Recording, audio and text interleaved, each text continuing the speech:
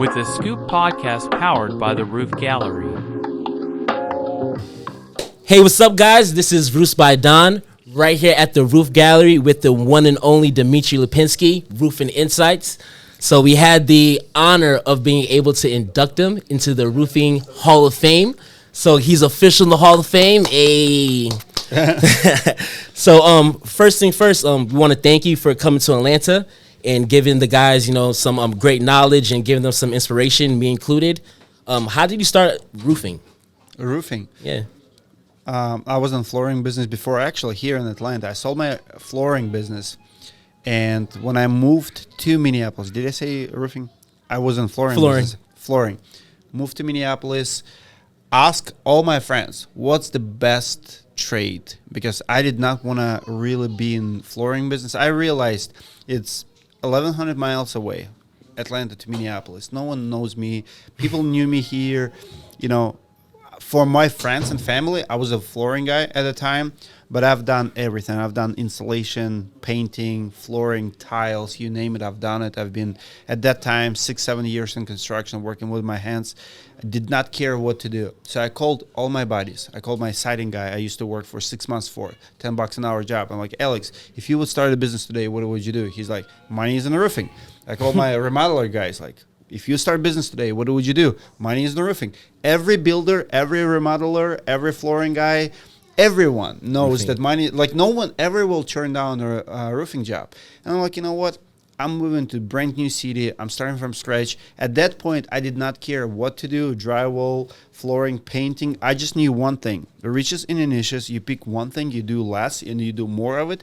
That's how you scale. Yeah. So if I would move to Arizona today, I might be looking into pools or exterior painting or stucco. Like wherever's in demand in that market, I would do that. Pools in Minneapolis, maybe not that much. Pools in LA or Florida, Arizona, exactly, Florida, it's probably lucrative.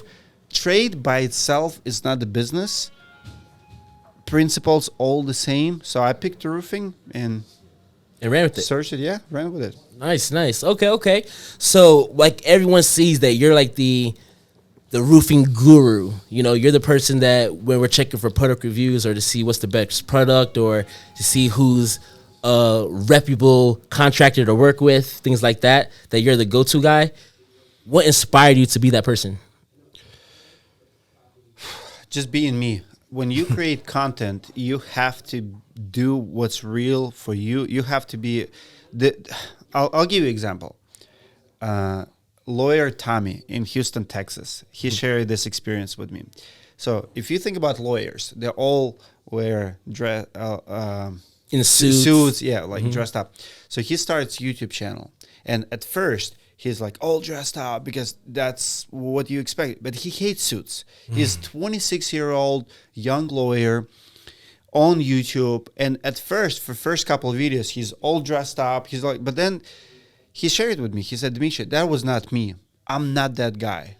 I actually don't buy myself nice watch, my shoe, like everything he wears is gifted to him. He makes a lot of money, but he's not in a buying like dress, like well different. Yeah, 100%. And he said that when I became authentic myself, when I started wearing typical t-shirt, what I would wear every day, and creating lawyers content, that's where I went up. And that was for me. If you watch Storm Group Roofing, my first YouTube channel videos, LP Smart Side versus James Hardy versus vinyl siding, you will see Dmitry in a dress pants, dress shirt, nice belt, nice shoes. I thought if I'm doing a video, I have to present. Nobody cares. And then later I switched. I'm like, you know what? I'm going to talk about what matters to me. I'm an immigrant. So I'm from Russia, from Siberia. When I grew up, my dad often did not get paid for up to a year and a half. And that's taking a government job. My dad had a dump trucking company. He would have 20 guys under him, 17, 18 tons dump trucks. They would build a bridge in Siberia between major cities. And he would be waiting to get paid for year and a half. I'll share one story. I'm in university, 1,000 miles away from my home. And Dean called me in my office and said, "Hey, we've seen your family on the news." I'm like, "What the hell? Like, what's happening right now?" Yeah. So the guy who ran a company, government agency, think about Gazprom, like national oil gas company. They would owe my dad for a year and a half worth of work. I'm talking about millions of rubles, like $300,000 back in 2003 for like 20 truck drivers. And the guy would run for mayor of the city. So my mom would be like, "This is BS." Yeah. Like, what kind of BS is this? So she would call news company and say, "My kids, I'm oldest of 7 kids." So my mom is a fighter. She would go on air. She called news company. And they did not tell me this. I'm like 1,000 miles away in university. And my mom would call the news company, do the press conference that the strike. They would do the strike where kids are not eating until this BS is happening in her city. So dean of my university calls me and is like, "Are you okay? Do you need any help?" I'm like, "Why?" They're like, "We've seen your family on the news." So I called my sister. Who's like, "Oh, we did not want to tell you, so you don't worry about it." So being paid for your hard labor, it goes like all the way to the bones to me. Because as an oldest kid of 7 kids, I remember us not being able to buy literally food when my dad works the hardest. So when I came to the United States, I cannot be silent about it. When I see a subcontractor not getting paid by contractor, I'm like, "Really? You're not making money." This is land of opportunity. Laws here are different. Everybody makes money. If someone is not getting paid, and that's what I learned back in Russia too. If someone is not paying someone is getting richer. They get in percentages. They get in interest rates on the money. Exactly. Somewhere. Exactly. Like, it's BS. I'm very sensitive to it. For me, there's nothing more sacred than someone's hard work. That's why I do scam alert videos. That's why I call people out. You work hard, but you pay freaking bills. I mean, mistakes happen, and I fell behind. You probably fell behind. You can owe money to your suppliers. Like, mistakes happen. Yeah. But I also have seen people, actually, I did one of the scam alerts here in Atlanta when the guy, I remember, I call out this guy. He owns for a couple dumpsters. And the guy who he owed to, like, was immigrant, and the guy shared messages with me, and I exposed him. I dropped those messages. He literally told the guy, "Oh, you're fine. You're making good living here." Yeah, he owes him like $2,000. Like, you and me are fine. We live in a good life. And for him, for the guy who would deliver 4 dump trailers, $400 a piece, like $1,600.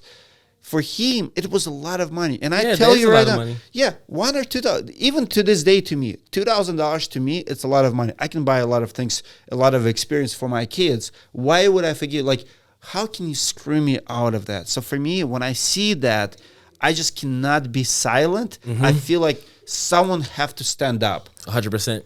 And that's how it's... And I like that. And we like that as far as we can tell that's your personality. So that's something that everyone gravitates to. So that's why we rally behind you. So that's real good. And that's funny that you say that too, as far as payments, because I don't know if every contract has been through that, but we definitely have been through that with our previous situations, and we're able to get through it and, overcome it. But that kind of thing really gets me too. Like, we're working hard, we're doing everything we're supposed to do. And then at the end of the day, you don't want to pay, or you don't want to pay a closeout, like, especially if we're a salesperson and we're doing the job, we're on the roof, we're getting it approved, we're making, everyone money. But then at the end of the day, there's a closeout, or if you want to part ways, then the company now wants to take everything, Of course. So at the end of the day, we definitely get that. And another thing I think is with insurance companies, because I feel like insurance companies kind of do the same thing with how long they pay. It's a game. It's definitely a game. It's a numbers game. They know the numbers. It's delay, deny. Like, we all know it. They figured it out. They starve and starve. Like, they know they can starve the contractor and they'll agree to whatever. Exactly. Okay, now let's go to the next things. As far as for now, you started your roofing company. What made you really start as far as the branding, like the YouTube stuff? So now you have your company, you're getting the ball rolling. What makes you an influencer? I did not consider and still don't consider myself, and I hate the word influencer, but I guess my videos influence people. So Yes.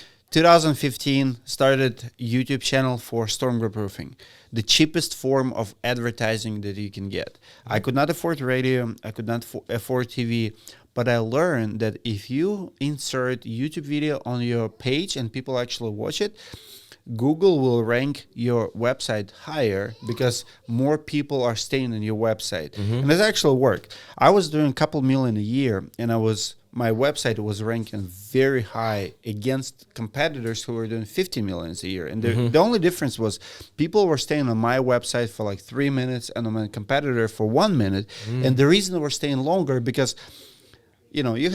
let's say you have 5 pages: roofing, siding, gutters, about us, insurance claims. I would create a video for every single page. Roofing, I would do shingle guide. Siding, I would do siding guide. About us, my story. Why did I start? So I would have a video on every page. Insurance claims, I would do the video about insurance restoration. So people were coming to my website, they were seeing my videos, and I experienced it. When you go to the homeowner's house and they've seen you reviewing the products, like for example in siding, I like James Hardy, I hate LP. So I would do the guide. Why James Hardy is better than LP. People who did the research, they already believe that James Hardy is better. So they call you and they're like, hey, I've seen your video. I see that you like James Hardy. And I don't care about people who might want an LP, but people who called me knew that I was a James Hardy expert. I did not try to be all products to all people. I was okay to single myself to one product. But people who called me, they thought they did the research and they were sold on James Hardy and they knew that I like James Hardy. They're like, hey, Dmitry, I watch your videos. I'm like, you watch my video and you still called me? Yeah. It was order taken. It worked. By the way, even if you only have 1,000 or 2,000 views, and I tell everyone, don't chase millions of views. You don't need that much. When I started Stormgroup Roofing, I would do 2,000 views per video. But when I showed up, think about their experience. They go to your website, they watch 7 minutes of you talking, they call you, they hear your voice, and then you show up at their doorstep. They're like, oh, Like you're almost a celebrity. Exactly. And it's 2,000 views. Yep. You don't need millions of views for that. But they've heard you talk for 7 minutes, explaining why this product, let's say Ico Dynasty, is better than that product. They sold on a product. Now they just need to estimate. You're the expert. You're in front of them. They trust you. They've trusted you before you even arrived. Exactly. So it worked for me. And then I did a couple pieces of content that was for roofers, not for the homeowners. It was... I recorded a phone call with a home advisor rep, and it went viral. Like everybody watched it, and someone commented, and the Roofing Insights was born after that comment. Someone commented, said, so the video went viral, contractor loved it. Finally, someone calls them up because I caught home advisor rep lying to me on the phone, and I published the conversation. It was a 13-minute video. They lied to me. And I published it. Home advisor later sent me email offering me $1,000 to take the video down. I'm like, go F yourself. Like, I'm not doing that. But someone commented and said, what do you think your customers will think about you and your brand if you have beef with the companies you advertise with? And it really stuck to me. Because my consumer, my homeowners did not care about my beef with like Yelp or Home Advisor because it was somewhat negative video. And I really thought about it. I'm like, what do my customers would think? And I decided to start another YouTube channel just for roofers because roofers liked it, but my homeowners did not care. Exactly. So I'm like, you know what? They are right. I will never publish another piece of content with a business owner experience. I'm going to keep Storm Group Roofing all about homeowners content, and I'm going to start Roofing Insights. For contractors. And at that time, we have like 1,500 subs at Storm Group Roofing, which is 2015. It was a lot. It took me like a year. So it took me 1 year to bypass subscribers on Roofing Insights over Storm Group. Because you start from scratch. But now I started creating content for contractors. So I still was doing 2 channels. Anything for the homeowners, product reviews, goes to stormproof roofing, but anything for the contractors would go to Roofing Insights. And that's how I split. And then long story short, 3 years later, Roofing Insights went way up, broader audience. And once I saw that up, it was all by demand. Demand was so big. I'm like, I should do more and more of it. Everything was organic. Exactly. That's real cool. So demand pretty much built roofing school, built the conference, built everything I do. It's never was what I want. I always followed what people want, and I gave it to them. Nice. Love that. And that's one of the beautiful things that we see everything going organically. And that's what we want to get rubbed off on us as far as in the social media, presence aspect of that kind of thing. As far as for your roofing process conference, how did that start? How did that go about? Because just like you said, everything is like a progress. So I know that you have the directory and then you have the roofing process conference as well. Hopefully we get to do the 8 Mile intro for this year. I thrown that in there. But so with that, as far as how did those things come about? Same thing. Tons of DMs. So I'm running $4-5 million company. Doing some content. I never door knocked. My phone was ring off the hook. So when you said that, I heard you say that earlier at the Roof Gallery that you never door knocked from the very beginning. You never door knocked. Never. Okay, that's real cool. So I never door knocked, and I shared a lot of content how I was making my phone ring, and we're doing like 4 million a year. So people obviously DMing you, they want to hear your concept. And I remember first couple people came to my office. I gave them a tour, whatever, and then I decided, you know what, I cannot pay attention to everyone. So I announced my first class. I said, I'm going to do 2 days, free class. I did not know how many, I did not have a website. I didn't do, dude, I have more people than you have here today, like 50, 60 people. Yeah. From California to New Jersey, from all over the country. I just said, here's the date, come here for 2 days, and I'll show you what I do. I ended up doing 10 of those classes. I have about 500 people attending my roofing company. So when people say, like, he didn't have it, like, dude, I can give you names of 500 roofing companies who came to me, never heard single complaint. I have 5 managers. So we're doing 4 or 5 million a year with like 5 employees. So people came, literally, I did 10 presentations for 2 days. I showed them my QuickBooks, my CRM job Nimbus, my workflow, my marketing budget, how much I pay, how much I charge, everything, like all my business. I just ask, no filming, because this is real numbers right here. Yeah, everything is real. So after those 10 classes, after 500 people came to my business, people they wanted to have more. Many people couldn't come. That's how roofing school was born. I'm like, you know what? I cannot reach everyone. I'm going to upload this content online because everyone like it. So think about this. I'm working 5 hours per week in this company. I travel the country. I'm not involved. I don't have a role in the company. So people were coming like, how do you do it? I'm like, here's how I do it. I pay 5 people, $500,000 a year. We're doing 4 or 5 million a year. This is where we advertise. This is what we pay. This is what we charge. This is I show them everything. It's a business model in a box. You come, you take notes, you go and represent it. A lot of people did that.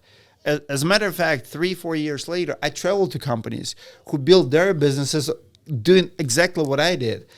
So that's why when people say, well, haters say, right? Like, oh, people who cannot teach. I'm like, dude, I can show you so many people who've done it, but demand was so big. So I started uploading content online and same lessons, like literally showing my QuickBooks, my numbers. Like, this is what I do. It's not rocket science. One thing I learned in life is how to learn. I'm a student for life. I went to university. Like, business was not hard. I did not see myself as a roofer, but I can break down how to get QuickBooks figured out. Exactly.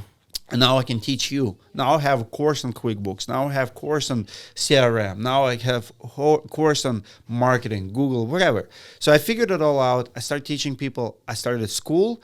And then you asked me about conference. So I did 10 of those classes, and we decided to go to other cities. Every city I came in, 50 to 100 people. And we announced Orlando in December. I forgot the year, 2018, 19.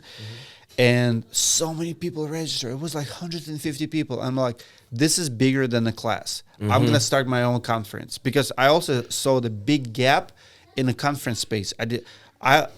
I went to quite a few conferences outside the industry, and I fell in love with the conference space, but I did not see the conference within the industry that I like. So Same, yes. I changed it to the conference versus class. I gave it a name. Within 2 months, I announced it. I did not want to waste a calendar year. So we did a first roofing process conference. 150 people attended. It was, I hired first. Marcus Sheridan was my first keynote speaker. Did beautiful event. Loved it. And the Rosen Center, where I did it, because it was like, I actually have a company, Storm Group Roofing location open in Orlando, and I stayed at the Rosen Center, and I fell in love with the hotel. So I reached out to them. I want to do event in your place, and to this day we always do events at that place. I'm very loyal. Real cool. If I find venue that I like and I support, I'm gonna do it for life. Good. So I did an interview with Mr. Rosen, founder of Rosen Center Hotels. They have like 8 locations. The iconic business owners in Orlando. Every year we'll bring business to them.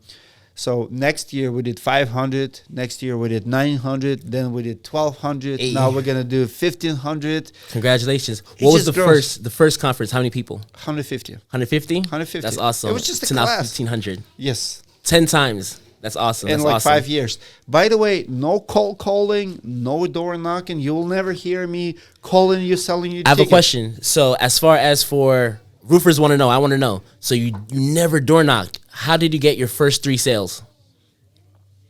Angels List. Yeah. Angels List, Craigslist. So I was in Atlanta, Georgia. Okay. I started a roofing company in Minneapolis. My first sale, $280. Suffered the repair jobs. I made $40 on it. Did an ad on the Craigslist. Siding, roofing, gutters, whatever. This guy called me. I have my guy. I used to work for the guy. He was paying me $10 an hour. Alex, my best buddy. Okay. He's doing a directory claim right now from Minnesota. Sounds good. He's done a lot of ice dam removal with me. 5 years later, I'm paying him $100 an hour to do ice dam removal with me. Yep. 10 times more than he was paying me. That's awesome. We're still best friends. Yeah. And so I called him, Alex, I have this lead. Can you go check it out? Still don't have a license. You don't have license. You don't need a license or permit for that job. He goes in like, I'll do it for a couple of $100. Do it. He sent me invoice. I bring him a check. He gave me a check for $280. I gave him a check to $240. I made $40. Craigslist ad back in 2013. I framed it, put it on my wall. Craigslist. That's awesome. You still have that that ad? You said you framed it, put it on your wall? Yeah.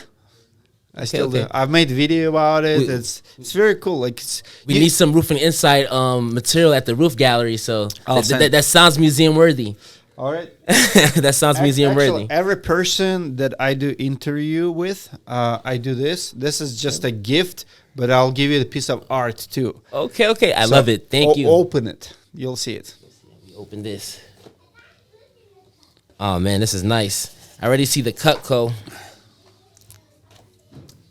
You know why? Because we keep things sharp around here. So we got the nice knife. Hey. And we got the Roofing Insights brand on it. Okay. So I love it. This is just a gift. It's a tradition. Every person I interview or do podcast with, I always give them a knife. I love it. We're going to put this in. We have, because the roof gallery, we have a roofer's coffee shop, and we have a bunch of different things. So now we got the Roofing Insight knife. So we're gonna be cutting the cake for our anniversary with this. So I did not know what to expect here. I'm gonna send you a piece of art. Yes. So it was made to me a couple years ago. It's an art. We need it. It's for your wall. It's David versus Goliath. Okay. When you see it, it has a secret message in it. I actually ordered it here from Atlanta, Georgia. Okay. So local artists created it. That's fire. I have it in my office, but I'll ship it to you. I did not know you have art like that on the wall. So you guys get the exclusive. We're getting the Roofing Insights exclusive artwork. So back in the day, I used to have this huge legal fight. And I ordered this art to represent that fight. It's David versus Goliath. If you look closely, you will see who I was fighting, but I cannot talk about it. That's real cool. So That's real cool. You're gonna have it. I'll give it to you. Thank you. You'll have it here, and that's what I decided to do. I love that. Thank you. So quick questions before we wrap this up, because we know that you have to go, that you have a flight. One, again, we want to thank you so much. I was letting him know, but I just want to say it on air that he's one of the inspirations at the Roof Gallery as far as our interactive stations. So we have something called the tug test. It's a pull test, but at the Roof Gallery we call it the tug test. And we've seen Dmitry doing a lot of demonstrations at conferences and things like that. So that's why you got to follow people like this, so that way you can see what they're doing. And because of that, we ended up doing a jug test with Tamco, with the Tamco rep, and that got over a millions of views on different social media platforms. So you guys got to make sure to follow Dmitry and follow his blueprint, because at the end of the day, he's done it already. So and you see someone successful doing it, you don't have to make the same mistake twice, So that's why I'm taking my notes, I seen that you sold your first company, your first roofing company, right? We're a brand new company as far as on our side with Roofs by Don. We're doing a lot of things marketing wise. I'm learning by listening to podcasts and things like that as far as what is needed to do that. And one of the things that we started changing is our pay structure, as opposed to paying salespeople being like 1099 subcontractors. We're putting them on W-2 now. So then that way it's more of an asset. What do you have any insight as far as for wanting to sell a company? I feel like everyone should have an exit plan, just in general. And because you've done it. Absolutely. Last 30 days, I have 5 calls, 5 consultations with equity firms. Mm-hmm. Wall Street money is coming to the roofing industry. You're going to see a lot of cash coming in, a lot of buyouts, a lot of collaborations, a lot of buyouts, like a lot of consolidations. You're going to see bigger companies buying smaller companies, which is great. If you're a smaller business owner and you build a brand, you dominate your market, your city, you're number one by Google reviews, by reputation, this is your opportunity. This is the best time ever to sell your roofing company. But you have to do the following things. You have to focus on numbers. You cannot be one-man show. You cannot be your owner operator. Mm-hmm. You have to, like what he just says, you have to have W-2 employees. Here's why. No one gonna invest or wanna buy your business when you're the business. When I sold my business was running by itself. I could sell it to my general manager or anyone from outside. I was traveling the country. Business was running by itself. What you want to have is you want to hire people for key positions to wear all the important hats. You want to have production manager. You want to have a sales manager. You as a business owner cannot wear all the hats or any hats. If you want to sell your business, don't sell it until you give away all your hats. So if you wear 6 hats, that's 6 hats that you have to pass on. 6 management positions. Exactly. Or like 6 roles. Got it. Because if you're doing all your marketing and you want to sell your business, ask yourself, how much will it cost to hire that person? Who's going to do the job? Is it a company who's buying you? But if you put the company for sale and say, hey, you don't have to do crap, I'm out. So pretty much it's all numbers games. Last year, before you sell the business, what you want to do is you leave your on minimum wage. You pretty much put all money and leave all money in the company. You have to prove that company can operate without paying you or paying you minimum wage. So for example, if you want to get paid $500,000 a year, good for you. I recommend not. Pay yourself $100,000 or $50,000 a year. Put all the money back in the business. At the end of the year, you're going to show profit of $500,000. Whoever is going to buy your company is going to, okay, this owner paid himself 50 grand, 100 grand, whatever, minimum wage for him, but he also have $500,000 in profit in his business. It's all numbers game. Mm-hmm. Make it attractive to the buyer. But if you are the business, I'll give you an example. I did, do you know Zero Ras carpet cleaning company? Yeah. So the guy just did a podcast with me.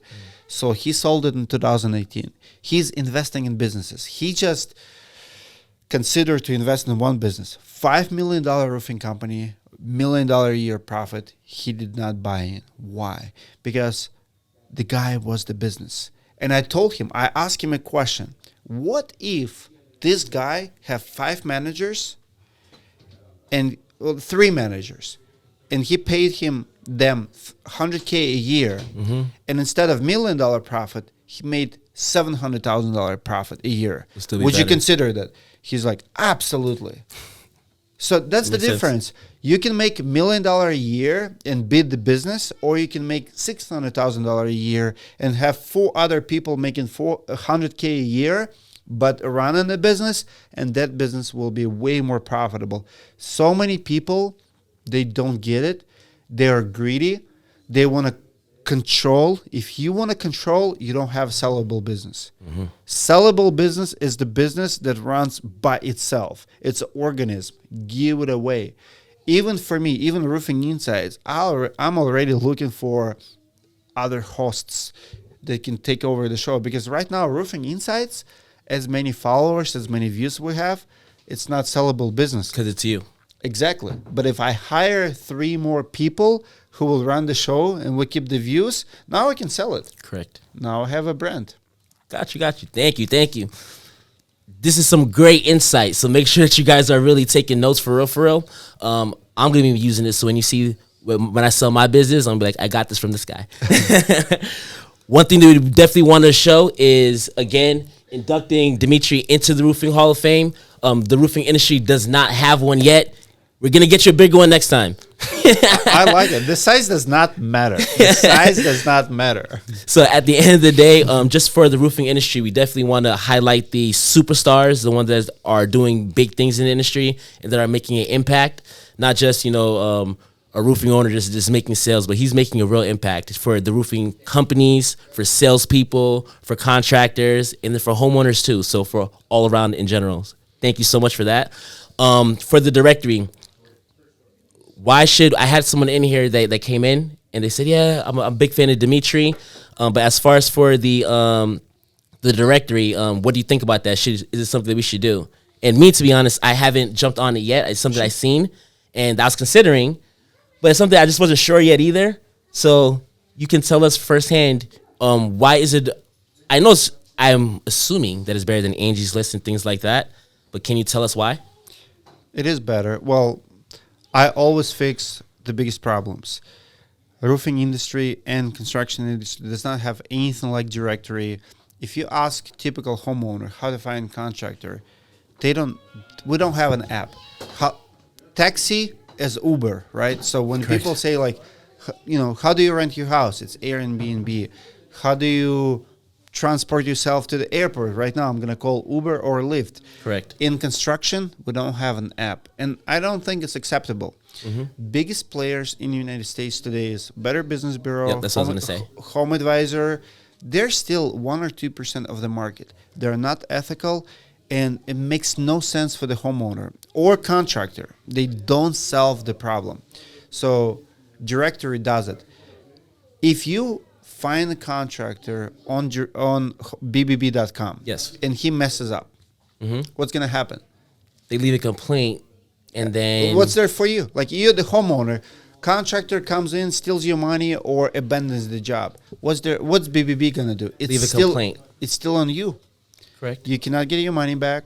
Yeah, you're not. It's just going to be a complaint. And So Home Advisor, BBB, all of them, all of major companies, they advertise that they have best contractors, but their fine print always says that hire at your own risk. Gotcha. If you got screwed up, it's on you. You should do research. Well, why did I use your contractor and should be still, accountable for it? They're just basically a marketing company. Exactly. So directory does not give better recommendations. I tell you that I have a best contractors. If you hire contractor from directory.com, if he steals your money, if he does not pay his bill to the supplier, if he goes bankrupt, or he uses manufacturer who does not warranty his work, I'm going to give you up to $20K. We've done it many, many times. $20,000 unit. My biggest, like I have a claim right now in Minnesota, $15,000. We paid out claim in New Jersey, $12,000. We recommended contractor. Contractor goes, install the jobs, install. What he did? He did skylight that was residential, like commercial application. Pretty much wrong skylight. It leaked. He did not know what he was doing. Rolled roofing on 212 pitch. You're supposed to not to do that in most markets. He did not know how to fix it. He did not have money to fix it. Guess what? We came in, hired Bay Roofing. They came in. We wrote them $12,000 check. As a homeowner, how do you feel that third party is paying $12,000 to fix the job? And that's what you're doing out of your own pocket? Yes. That's awesome. It's directory. So we That's have big. 700 contractors. It's the best assurance. We have Noble Roofing in the Midwest here. They did not pay their bills. They filed bankruptcy. Homeowner found them on directory.com. They received lien from the supplier for $4,500. Reached out to us like, now what? We're like, well, I recommended him. He went out of business. I'm going to take care of it. I paid the supplier. That's real noble. Okay, So okay. if you're the homeowner and you want a peace of mind and you don't want to get screwed, it's the biggest guarantee in the industry. It's bigger than Google guarantee. It's bigger than anyone. If manufacturer is not standing up to their warranty, if contractors goes out of business or take your money and run away, I'm going to step in. I'll kick them out, but it's free to you, to the homeowner, but I'm going to make it right. That's what I was going to ask. So on the flip side of that, if someone doesn't do right, how do you handle that? If they are on directory? We rarely mention the contractor. So we're just going to, we reach out to the contractor, going to ask them what's going on, going to give them benefit of the doubt. Opportunity to fix it. Exactly. And if they don't want to do it, we're going to do what, and homeowner is not always right. Sometimes it's homeowner's fault, but we're going to listen to the both stories. We're going to ask homeowners, what do you want us to do? Like, I would like $3,000. Like, I'll give you an example. We have a claim in Florida, $12,000 job. Contractor messed it up. Homeowner paid him $6,000, did not want to pay final payment. A lot of issues. I actually flew to Orlando to check on the job. It was a mess. So contractor says, if you're not going to pay me final invoice, I'm going to put a lien on your house. I'm like, well, you can't do that. You did not fix it. So pretty much between the homeowner and contractor, they have so heated they did not want to see each other. So I asked homeowner, what do you want? We want someone else to fix it. Do you have someone? Yes, we do. What's the estimate for the repairs? $2,300. If I ask him, if this contractor pays this bill, are you going to be happy with it? Like, are you going to accept it? Like, yes, I will. I call a contractor. If you pay this guy $2,300 to fix it, are you okay to walk away? He's like, I would walk away. Done deal. Did a mediation. I send the check to the new guy for $2,300, and old contractor sent me a check for $2,300. Now the customer is happy. Everyone is happy. Sometimes, like, you don't need courts. You just need, like, we want to be the most reasonable party in business. I've been in this business for 7 years. Never got sued. Never have any disputes with the sales guys or homeowners. I'm a customer service, like, guy. Like, I'm that guy. I always try to please everyone. And I listen. You tell me what you want, I'll figure it out. We don't need courts. I feel like director is way better option than taking anyone to court. Courts are expensive. Lawyers are way cheaper than courts. We're reasonable. We're contractors. We know what homeowners can do. We know what contractors can do. When you know both parties and behaviors, you can meditate it, and that's the value. Okay, nice. All right, so we're about to wrap this up. So we're gonna do some real quick questions. And the first thing that comes to mind, you let us know, okay? Sure. All right. Top shingle manufacturer. Ico Dynasty. Hey, nice. Okay. Top designer shingle. Designer shingle. Are you talking about for the look?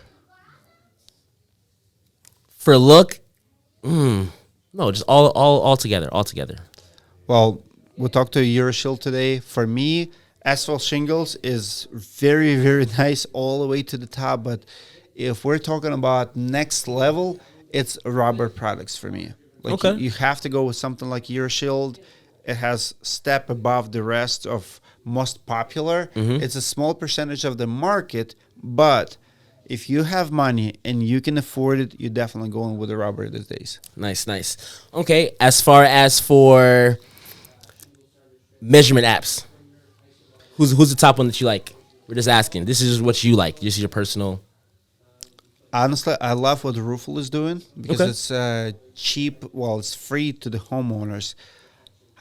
To the homeowners, I never heard that. Roofle? Yeah, but why would the homeowners need it? Because homeowner can put their address and find out how much the roof cost. Oh, they're giving the actual cost, not the measurement Well, with a measurement. and the cost. Oh, Exactly. So for me, it's a Roofle. I think the future is either Google or companies like Roofle who will figure. Like, think about automotive industry where you type in like 2018 Toyota Corolla and you have all the prices. So now you're gonna be like, okay, I live at this address. How much my roof cost? It's not that hard to calculate the actual cost based on aerial measurements.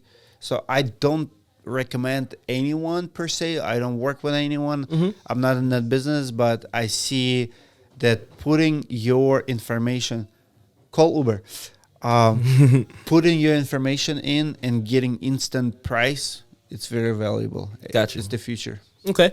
Distribution companies, because I know there's a bunch of distribution companies. Which one do you like personally, and why? Support local. I like SRS, but support local. It's all like there are not many left, but mom and pop businesses still there. If you can support local business, go with them. Why? Why? Because it's personal. You support in the business. Because if you support, let's say ABC Supply or Beacon Supply, it's publicly traded companies, a lot of politics. Yes. Lots of politics. Small and mom and pop shop, it's a personal, you're actually putting food on their table and you're supporting. There's so much value in it. It's more of like of a relationship than just one-sided. Exactly. Got it.